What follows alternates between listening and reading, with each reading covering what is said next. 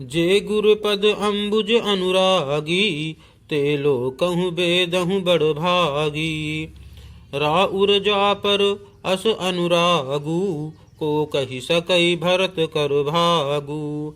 अर्थात जो लोग गुरु के चरण कमलों के अनुरागी हैं, वे लोक में लौकिक दृष्टि से भी और वेद में परमार्थिक दृष्टि से भी बड़भागी होते हैं। फिर जिस पर आप गुरु का ऐसा स्नेह है, उस भरत के भाग्य को कौन कह सकता है।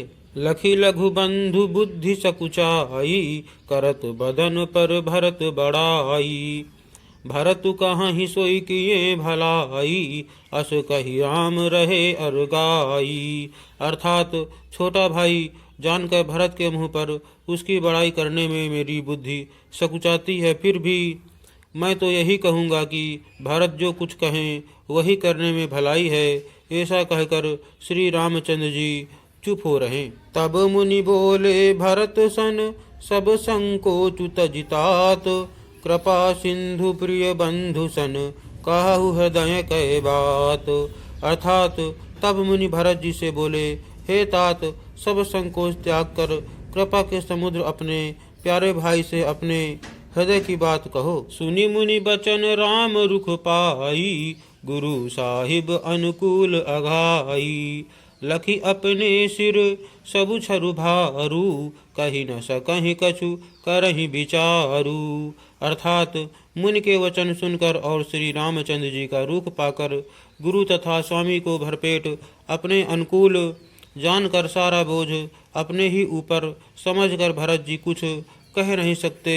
वे विचार करने लगे। उलकी शरीर सभा भय ठाढ़े, नीरज नयन नेह जल बाढ़े।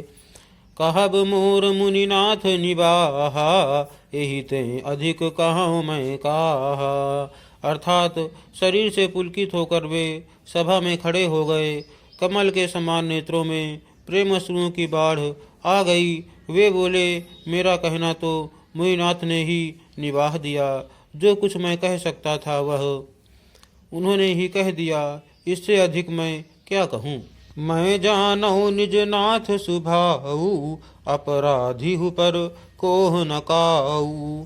मोह पर कृपा सनेहु विशेषी, खेलत खुनिस न कबहूँ देखी। अर्थात अपने स्वामी का स्वभाव मैं जानता हूँ।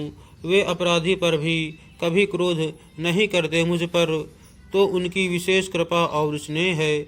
मैंने खेल में भी कभी उनकी रिस अप्रसन्नता नहीं देखी।